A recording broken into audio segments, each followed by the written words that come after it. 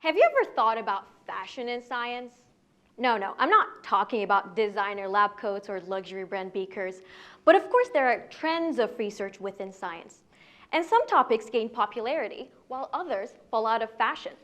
I'm a neuroscientist, and today I will tell you about a brain region that fell out of fashion for the wrong reasons and is now making a comeback. This brain region is called the cerebellum.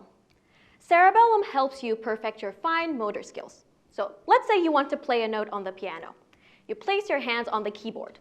At this point, your cerebellum has a sensory prediction, or a prediction of what that note will sound like.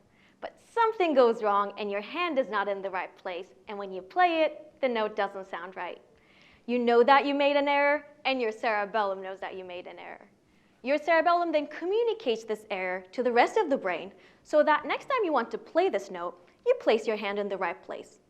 So it sounds like the cerebellum has a pretty important role, right? But once scientists discovered this role, they thought this brain region is probably good for motor skills only and moved on.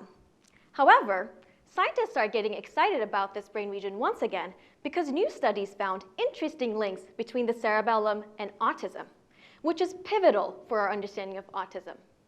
Cerebellum functions differently in autism, and more than 90% of autistic children experience sensory signals differently, which may be related to a difference in sensory predictions of the cerebellum.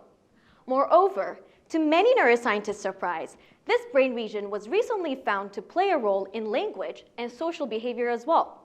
For example, your cerebellum is actively working when someone forms unexpected sentences, such as 2 + 2 is apple. Your cerebellum is also helping you with mentalizing. That is your ability to imagine what your friend is thinking about.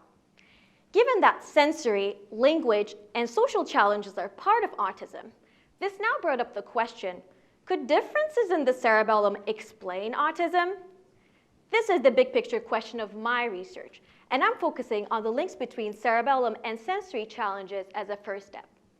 By using the MRI machine, I'm looking at cerebellar activity as autistic children experience certain lights and sounds, and I'm investigating how this activity relates to severity of sensory challenges.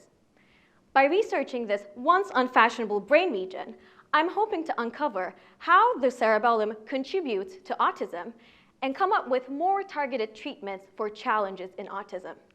And while fashion will always exist in science, it is important to recognize what drives these trends and to turn our attention from what's fashionable to what's pivotal. Thank you.